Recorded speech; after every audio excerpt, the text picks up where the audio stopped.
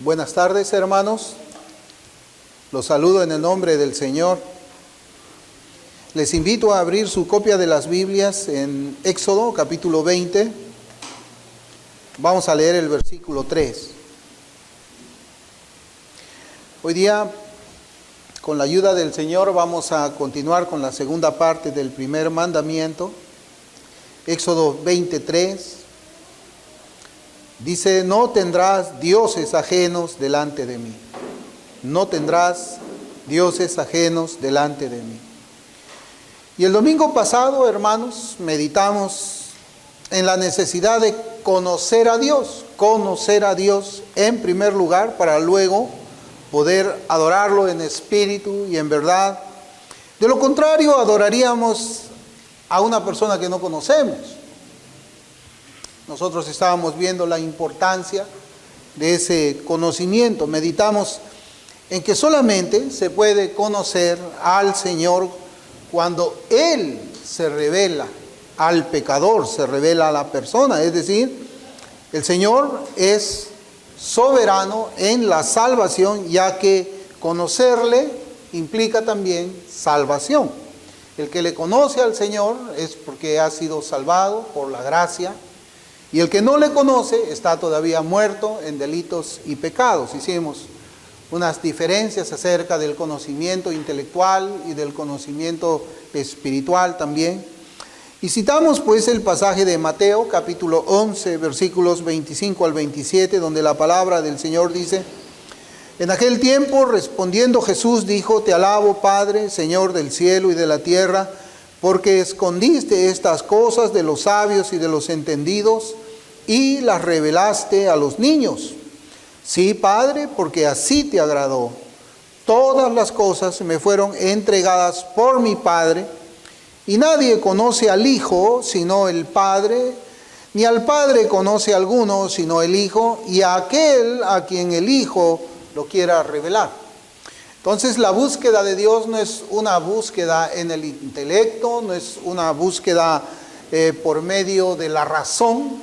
Hay algunas personas, más que nada cuando entramos al campo de la filosofía, ha habido algunos filósofos cristianos, llamemos así, que ellos han pensado de que Dios puede ser conocido también por medio de la razón, y eso yo creo que no es correcto, ¿no? Una vez conocido el Señor por su pueblo, éste debe adorarle y glorificarle como Él mismo ordena en su palabra. Es lo que habíamos también meditado la semana pasada. En esta parte debemos entender una adoración interna. Cuando hablamos de adorar al Señor, una adoración interna, porque la adoración externa, la forma como es que debemos adorarle, es regulada por el segundo mandamiento. El primer mandamiento nos manda a nosotros una adoración interna, del corazón, no solamente a adorarle, glorificarle de labios, sino también con todo nuestro corazón. Esa es la adoración interna, que se refiere pues a una adoración de todo el corazón. Es una adoración verdadera, sincera, donde todos nuestros afectos son dirigidos hacia Dios, principalmente en el día del Señor, pero también en todos los otros días de la semana. Dios no es un Dios del día domingo solamente. Él es nuestro Dios las 24 horas del día y los 365 días del año, hasta que dejemos de peregrinar aquí en la tierra o venga el Señor por segunda vez. El Señor recogió las palabras del profeta Isaías para acusar al pueblo judío de una adoración falsa, cuando él dice en Mateo capítulo 15, versículo 8, este pueblo de labios me honra, mas su corazón está lejos de mí. Hay muchos pasajes en las Escrituras donde encontramos a los santos del pasado practicando la adoración interna al Señor. Por ejemplo, en el Antiguo Testamento se ofrecían sacrificios en el templo todos los días del año.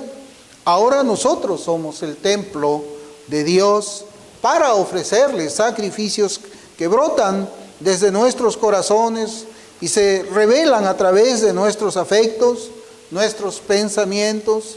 Y esa es la diferencia, hermanos, entre un creyente de un incrédulo. Y la Biblia lo enseña también de una manera muy clara y sencilla. En el Salmo 139, versículos 17 y 18, la Escritura dice: cuán preciosos me son, oh Dios, tus pensamientos. Cuán grande es la suma de ellos, si los enumero, se multiplican más que la arena. Despierto y aún estoy contigo. Meditar en Dios también significa, hermanos, un viaje con nuestras memorias hacia el pasado, recordando todas y cada una de las veces en que el Señor nos ha concedido sus misericordias, sus favores, con el objetivo de que nuestra fe sea cada vez más fortalecida y así enfrentar las persecuciones y las pruebas del presente. Hermanos, cuando estamos meditando en el Señor, lo estamos adorando. Cuando nos presentamos con nuestros corazones con acciones de gracias delante de Él, lo estamos adorando y glorificando. Eso solamente es posible cuando una persona conoce a Dios de una manera espiritual, de una manera salvífica, mas no cuando una persona lo conoce de una manera racional, de una manera intelectual. Una parte que debemos destacar acerca de la adoración a Dios, hermanos, es tener celo por su gloria y su honor. El profeta Elías dijo lo siguiente en Primera de Reyes, capítulo 19, versículos 9 y 10, dice: y allí se metió en una cueva donde pasó la noche, y vino a él palabra de Jehová, el cual le dijo: ¿qué haces aquí, Elías?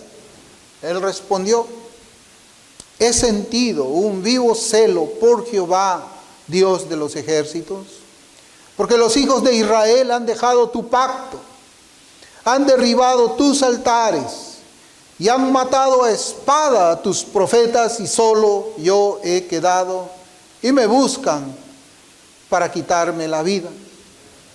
Ese celo, hermanos, que nosotros encontramos en Elías, es el celo de un cristiano. Es un celo constante por el Señor, por su gloria, por su honra. Aquí dice: he sentido un vivo celo por Jehová, Dios de los ejércitos, porque los hijos de Israel han dejado tu pacto. Es lo mismo cuando un creyente escucha de iglesias donde se predica que el pacto de Dios, o cuando se predica que la ley moral de Dios es una que ya no tiene ninguna obligatoriedad para los cristianos. Que los cristianos pueden andar en la carne y aún llamarse cristianos. El profeta también dice que había sentido un vivo celo por Dios porque habían derribado sus altares. Hermanos, ¿cuántos altares han sido derribados hoy día para introducir una adoración mundana, una adoración carnal, una adoración sensual y hasta sexual, con luces psicodélicas? Ellos han derribado los altares, esos altares que habían sido edificados por los profetas y nuestros primeros padres también. Dice de que Elías había sentido un vivo celo porque habían matado a espada a los profetas de Dios. Hoy día encontramos lo mismo, hermanos. Aquellos predicadores que desde el púlpito buscan la honra y la gloria a Dios, dictan sermones que elevan la santidad, la piedad, la verdad, la pureza, la santidad. Esos pastores también han sido puestos a muerte por una generación de pastores inclinados también al mundo y a sus deleites. Y solo yo he quedado, dice, y me buscan para quitarme la vida. Hermanos, el cristiano no es indiferente a la maldad que viene multiplicándose en este mundo. Tampoco el cristiano es indiferente frente a aquellos quienes han hecho una profesión de fe falsa en el Señor Jesucristo y con sus actos cometen toda clase de liberalidades y mundanalidades que hacen que los gentiles se burlen del nombre de Dios. David dijo en el Salmo 69:9 de la versión de la Biblia de las Américas, dice: porque el celo por tu casa me ha consumido y los vituperios de los que te injurian han caído sobre mí. Es el mismo Espíritu Santo, hermanos, que también tenía el profeta Elías, el celo por la casa del Señor, el celo por su palabra correctamente predicada, el celo por una vida de santidad, justicia, rectitud, el celo por un caminar piadoso del cristiano que honre y glorifique a su Señor. ¿Por qué no vemos este celo por Dios en la mayor parte de las iglesias evangélicas de nuestros días? ¿Qué ha pasado? ¿Por qué no encontramos esto mismo? Ahora vemos una iglesia que está yéndose al mundo. Es una iglesia que no conoce a Dios, no lo conoce. Así como Isaías, cuando el Señor Jesucristo se le reveló a él allí en el templo, y que está registrado en ese libro, en el capítulo 6, y cuando por las misericordias del Señor se reveló a Isaías, él cantó: santo, santo, santo. Y después de ver al santo, santo, 3 veces santo Dios, él se vio a sí mismo como un pecador, como un hombre de labios inmundos, que vivía en un pueblo que tenía inmundicia de labios. Cuando el Señor se revela, cuando el Señor se hace conocer, la iglesia y el pueblo comienza a purificarse como Él es puro. ¿Por qué no vemos pues este mismo celo en nuestros días? El pastor Voddie Baucham hizo la siguiente cita. Él dijo, él es un pastor contemporáneo. Él también cree en una adoración familiar como nosotros creemos. No cree en escuelas para niños, párvulos y todo eso, sino que él se ajusta al modelo de las Escrituras. Él es un pastor que está defendiendo también a la iglesia del Señor Jesucristo, de toda esta intromisión marxista cultural dentro de la iglesia, para que ustedes sepan. Él es un pastor afroamericano que está como misionero en África. Es un pastor que ha defendido también a la iglesia y la palabra del Señor cuando él ha sido entrevistado por aquellos medios de prensa que son adictos pues a la inmoralidad. Él dijo lo siguiente, tratando el tema de por qué es que la iglesia está como está. Él dice: la iglesia moderna está produciendo personas con cabezas vacías y apasionadas que aman al Señor Jesús, que no conocen muy bien. Es decir, la situación de la iglesia está como está porque esa iglesia no conoce al Señor, no ha visto al Señor, no ha visto su gloria, no ha visto esa luz inaccesible, no ha visto su santidad, no ha visto la pureza del ser de Dios. Y como no lo ha visto, se ha hecho un Dios a su propia imagen, se ha hecho un Dios conforme al mundo, una iglesia que ahora es pues la burla de muchos que no conocen al Señor. La segunda parte de este mandamiento es negativa, ya habíamos visto la primera parte. Y por la parte negativa nosotros entendemos que este primer mandamiento nos dice, por él se prohíbe negar a Dios, negar la existencia de Dios y no adorarlo. Y no adorarlo. Cuando hablamos de negar la existencia de Dios o el ateísmo, debemos mirar a las dos clases de ateísmo. Porque acá el pecado que nos revela este primer mandamiento es negar la existencia de Dios. Y debemos mirar pues a las dos clases, y hasta 3, como vamos a ver, de ateísmo, que son reconocidas por diferentes teólogos, pero que podemos verlas aún en la vida práctica ahora que somos nosotros creyentes. Primero están aquellos que se llaman ateos dogmáticos, los ateos dogmáticos. Ellos son los que dicen con sus bocas y lo dicen de todo corazón que Dios no existe. ¿Cuántas veces hemos escuchado quizás debates acerca de la existencia de Dios? Y podemos encontrar que uno de los lados, pues, está representado por personas que dicen, afirman de todo corazón que Dios no existe. Y lo hacen, pues, basados en diferentes teorías que no son demostrables, como el naturalismo y el racionalismo, etc. El ateo dogmático niega la existencia de Dios y vive como si Dios no existiera. El ateo dogmático es consistente con su manera de hablar, porque él dice, Dios no existe, entonces él vive como si Dios no existiera. Ese es el ateo dogmático. Pero por otro lado, hermanos, reconocemos también la existencia de los ateos prácticos. Los ateos prácticos. Ellos son aquellos que con sus bocas afirman que Dios sí existe, pero viven igual que los ateos dogmáticos. Es decir, ellos viven como si Dios no existiera. ¿Es algo raro? No, Dios existe, pero viven como si no existiera. Ellos son ateos prácticos. El ateo práctico dice, Dios existe, pero no lo adora como Dios. El ateo práctico no ora. El ateo práctico no medita en las Escrituras. El ateo práctico dice que Dios existe, pero vive una vida sin Dios.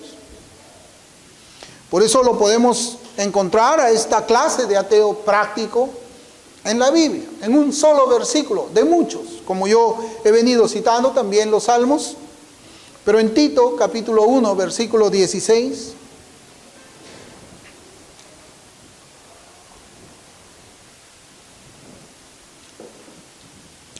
la palabra inspirada nos habla precisamente de ese verbo, conocer. Tito 1:16 dice, profesan conocer a Dios, pero con los hechos lo niegan, siendo abominables y rebeldes, reprobados en cuanto a toda buena obra.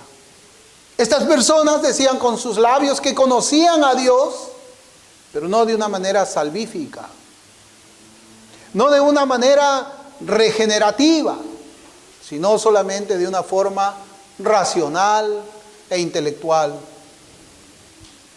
Ellos pues conocían a Dios, decían con sus bocas, pero con sus vidas se veía que ellos estaban reprobados, es decir, estaban muertos espiritualmente hablando. Y este formato tenemos que ver de que es una carta que se le escribe a la iglesia, y la iglesia debe saber eso. Hay muchos que profesan a Dios. Por eso es que yo refiero así, si usted se da cuenta en la forma como es que yo uso las palabras cuando predico o hago mis notas. Ser profesante no es lo mismo que ser cristiano. Profesantes hay muchos y los van a encontrar hasta en muchos púlpitos. En muchos púlpitos. Ser cristiano es una cosa diferente. Hermanos, nosotros no podemos separar al hombre de sus actos. Así como no podemos creer todo lo que sus bocas afirman. Y en ese sentido, los demonios son más consistentes que los ateos prácticos. Las Escrituras afirman lo siguiente en Santiago capítulo 2, versículo 19. Voy a leer de la versión de la Biblia al día. Dice, ¿tú crees que hay un solo Dios? O sea, monoteísmo.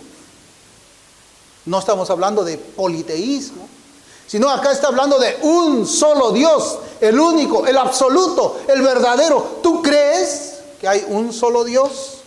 Magnífico. También los demonios creen y tiemblan. Pero ¿saben qué es lo que pasa con el ateo práctico? El ateo práctico también cree que hay un solo Dios, el absoluto, el único, el verdadero, pero no tiembla ante su presencia. El ateo práctico ha caído en un nivel más bajo que el de los demonios. El Salmo 36:1 dice, la iniquidad del impío me dice al corazón, no hay temor de Dios delante de sus ojos. La iniquidad del impío, la iniquidad que yo veo en el impío, olvidándome de etiquetas, porque hay impíos que han hecho profesión de fe. La iniquidad del impío me enseña a mí, no es cristiano, y no es cristiano porque no teme a Dios. Hermanos, el ateísmo es un pecado bastante serio, sea que sea un ateo dogmático o sea un ateo práctico. Es un pecado bastante serio. Este mandamiento que estamos meditando lo prohíbe. Y el ateísmo demuestra que el corazón de quien afirma la inexistencia de Dios tiene su corazón lleno de más cosas del diablo y deseos malvados. Salmo 14:1, salmo que el apóstol Pablo lo recordaba cuando él escribía también la epístola a los romanos. Dice el necio en su corazón, no hay Dios. Dice el necio en su corazón, no hay Dios. Y después de esto comienza el versículo, y Pablo también, a enumerarnos la vida de aquellos que dicen que Dios no existe. No hay Dios, se han corrompido, hacen obras abominables y no hay quien haga el bien. No hay quien haga el bien. Hermanos, el ateísmo en cualquiera de sus dos formas es destructivo. El ateísmo dogmático es destructivo para la sociedad. Es destructivo para la sociedad porque al anular nosotros la existencia de Dios, las personas simplemente dan riendas sueltas a sus apetitos carnales. Pero el ateísmo práctico también es destructivo para la iglesia del Señor y es destructivo para el nombre de Cristo. Aquella persona que dice yo conozco a Dios, pero tiene obras perversas como un estilo de vida, es un peligro, hermanos. El ateísmo dogmático quita pues la noción de Dios entre los hombres, llevándolos a un estilo de vida que en algunos casos llega a niveles morales espantosos. Porque si no existe un ser absoluto a quien debamos rendir cuentas después de la muerte sobre nuestras acciones en esta vida, todos los pensamientos y acciones de las personas estarán orientados, como yo les digo, a satisfacer los deseos y las pasiones de la carne sin ninguna restricción. Y hoy día, hermanos, no solamente estamos hablando de que existe ese deseo individual, de que no se pongan restricciones a sus deseos pecaminosos, sino que ahora se va más allá y se está procurando poner leyes que protejan esto. La ley de los LGBT, la ley de los matrimonios igualitarios, la ley del aborto. En cambio, el ateísmo práctico, por su parte, yo ya les había adelantado que es un peligro para la iglesia, y especialmente en aquellas personas que han hecho pues una profesión de fe en Cristo, pero cuyas vidas carecen de santidad. No tienen ellos verdad en sus vidas, trae como consecuencia de que el nombre de Dios, el nombre de nuestro Señor Jesucristo, sea blasfemado entre los gentiles. Por eso es preciso, hermanos, ahora de que nosotros también aprendamos pues a hacer una diferencia delante de quien nos demande a nosotros una respuesta acerca de por qué es que hay iglesias liberales, por qué es que hay cristianos carnales, cristianos liberales, cristianos mundanos. La respuesta que nosotros debemos dar es que ellos son ateos prácticos, ateos prácticos.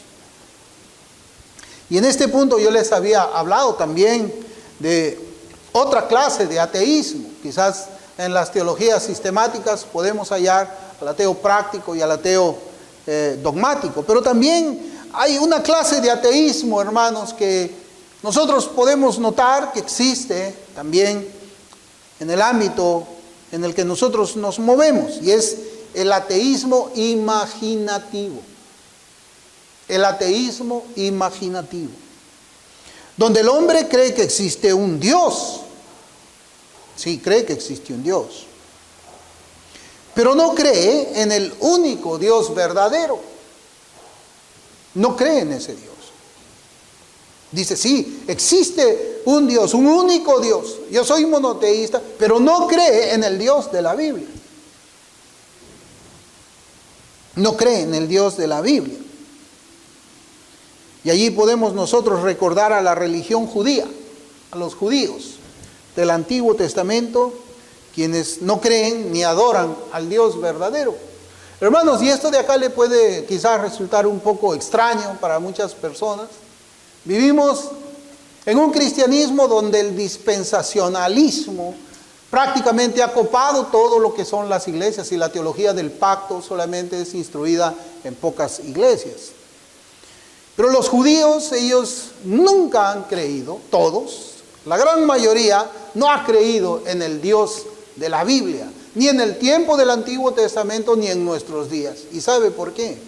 Usted va a encontrar la respuesta en la misma escritura, en 1 de Juan 2:23. Ahí dice, todo aquel que niega al Hijo, tampoco tiene al Padre. Y el que confiesa al Hijo, tiene también al Padre. Los judíos, hasta nuestros días, hermanos, ellos niegan al Hijo, niegan al Redentor. Y como ellos niegan al Redentor, no tienen al Padre. Nuestro mandamiento prohíbe el ateísmo, como lo hemos visto, en todas sus formas. El ateísmo dogmático, el ateísmo práctico y el ateísmo imaginativo. Pero también prohíbe la blasfemia. La blasfemia. La palabra griega traducida al español como blasfemia es blasfemeo, que significa vilipendiar, especialmente hablar impíamente, calumniar, decir mal, difamar. Eso significa, si es que usted recurre pues a un diccionario del griego. La persona blasfema reconoce la existencia del Dios único y verdadero, pero no tiene el conocimiento verdadero de su persona y de su palabra.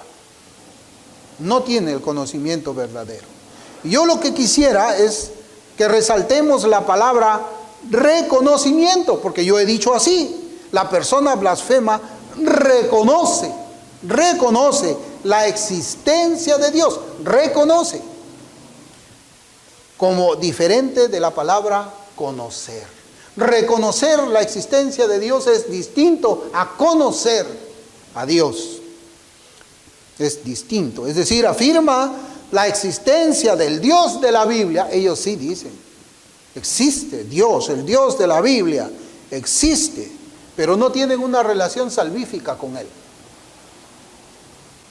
En Job, capítulo 21, versículo 14, la Escritura dice, dicen pues a Dios, apártate de nosotros porque no queremos el conocimiento de tus caminos. Apártate a ese Dios, al verdadero, al único. Le dicen, apártate, no queremos tus caminos. Y este es todavía un versículo más esclarecedor, hermanos. Oseas, capítulo 4, versículo 6.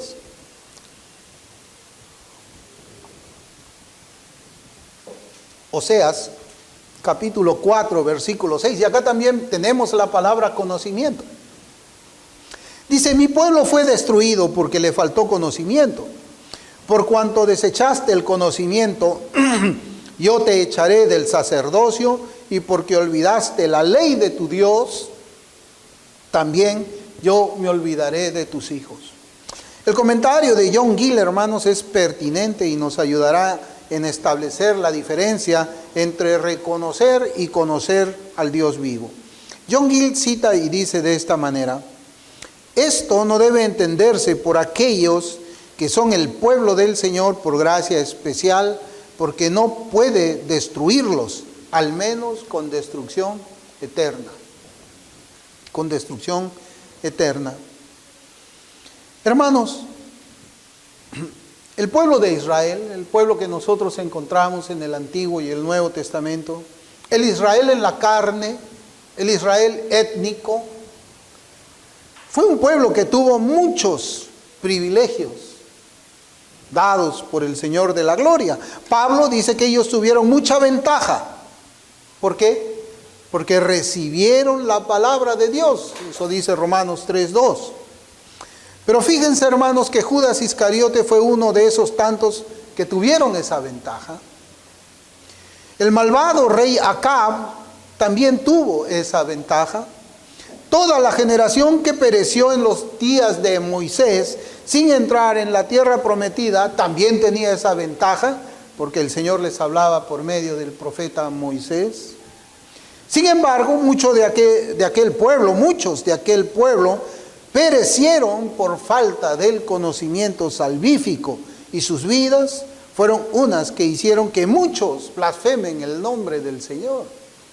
Por eso Romanos 2:24 le dice a los judíos de esa manera, le dice, porque como está escrito, el nombre de Dios es blasfemado entre los gentiles por causa de vosotros. ¿Por qué? Porque tenían solamente un conocimiento intelectual, mas no un conocimiento espiritual. Y eso los conducía a ellos a llevar una vida que hacía que los demás blasfemen el nombre del Señor, además de las blasfemias de sus propias vidas. Una persona blasfema es aquella que reconoce la existencia del Dios de la Biblia, mire cómo voy a decir, pero con sus presuposiciones termina construyendo un Dios, con minúscula, diferente al de las Escrituras. Un Dios más conformado a sus propias concupiscencias y tolerante con los deseos y acciones carnales. El Salmo 50, versículos del 16 al 21, yo quisiera leer para que podamos, hermanos, ver cómo es que el hombre procura hacer del Dios de la Biblia un hombre conforme a su propia imagen y semejanza. Los ateos dicen que nosotros hemos creado a Dios. Y yo creo que ciertamente muchos profesantes han creado un Dios que es distinto al de la Biblia, aunque ellos mismos también tienen sus Biblias en sus manos. Salmo 50, versículo 16 al 21 dice, pero al malo dijo Dios, miren lo que le dice Dios al malo, ¿qué tienes tú que hablar de mis leyes y que tomar mi pacto en tu boca? Habían unos malos que usaban el nombre del Señor. Habían unos malos que hablaban de los mandamientos de Dios y hasta quizás predicaban los mandamientos de Dios en las sinagogas. Y Dios a ellos les dice, aquellos que manipulan la palabra de Dios, les dice, al malo dijo Dios, ¿qué tienes tú que hablar de mis leyes y que tomar mi pacto en tu boca? Pues tú aborreces la corrección y echas a tu espalda mis palabras. Si veías al ladrón, tú corrías con él, y con los adúlteros era tu parte. Tu boca metías en mal y tu lengua componía engaño. Tomabas asiento y hablabas contra tu hermano, contra el hijo de tu madre ponías infamia. Estas cosas hiciste y yo he callado. Mire cómo dice ahora, pensabas que de cierto sería yo como tú, pero te reprenderé y las pondré delante de tus ojos. Pensabas que de cierto yo era como tú, porque tú vivías haciendo toda esa maldad mientras tenías tus leyes en mis manos y las enseñabas. Mientras tú tenías la Biblia posiblemente en un púlpito predicándola con tu vida, tú hiciste que las personas pensaran de mí como que yo tuviese un carácter diferente. Pensabas que yo era como tú, pecador. Pensabas que yo era como tú, perverso. Pensabas que yo era como tú, un impío. Y miremos también este versículo que ya lo habla aquí en el libro de los Hechos. Lucas dice, siendo pues linaje de Dios, no debemos pensar que la divinidad sea semejante, mire ahora cómo es que Pablo va a decir ahí en el Areópago, sea semejante a oro, o plata, o piedra, escultura de arte y de imaginación de los hombres. Porque los hombres se imaginan a su propio Dios. Los hombres hacen interpretaciones de acuerdo a su carne. Los hombres hacen interpretaciones de acuerdo a las inclinaciones pecaminosas. Ellos deforman la persona de Dios. usan su imaginación para eso. Y este otro versículo también, estamos hablando de la blasfemia. Todo esto es blasfemia delante de Dios y está prohibido también, hermanos, porque si el mandamiento dice que no debemos tener otros dioses delante de nosotros, pues hay personas que blasfemamente se construyen dioses distintos. Si dicen, no, yo sigo al Dios de la Biblia, mentira. Con sus vidas enseñan otras cosas y hacen que blasfemen el nombre del Señor. Y este versículo también en Deuteronomio 29, del versículo 18 y 19, donde Moisés advierte acerca de los pensamientos que son contrarios a la palabra de Dios. Pensamientos opuestos a lo que Dios enseña. Dice la Escritura, no sea que haya entre vosotros varón o mujer o familia o tribu cuyo corazón se aparte hoy de Jehová nuestro Dios para ir a servir a los dioses de esas naciones. No sea que haya en medio de vosotros raíz que produzca hiel y ajenjo, y suceda que al oír las palabras de esta maldición, él se bendiga en su corazón, diciendo, tendré paz aunque ande en la dureza de mi corazón, a fin de que con la embriaguez quite la sed. Autoengaño, autoengaño. El hombre se autoengaña y se inventa un Dios que le va a bendecir aunque ande rompiendo sus mandamientos. Por eso dice, él se bendiga en su corazón. Dios lo maldice, pero él se bendice en su corazón, diciendo, tendré paz aunque ande en la dureza de mi corazón. Tendré paz aunque cree un Dios de acuerdo a mi propia imaginación. Tendré paz aunque tire a la basura los 10 mandamientos de Dios. Tendré paz aunque ande mundanamente. ¿Y por qué va a tener paz? Porque tiene un Dios distinto en su mente. Un Dios que le promete una paz que no es el Dios de la Biblia. Estos versículos son importantes en una era, hermanos, donde se ha llegado a idolatrar el yo. El yo se pone primero y se ha colocado pues por encima de Dios y su palabra.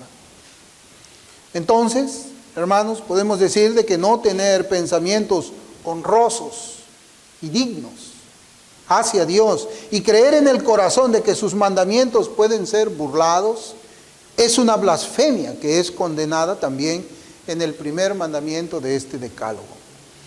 Pero nuestro mandamiento prohíbe el ateísmo, la blasfemia y también la idolatría.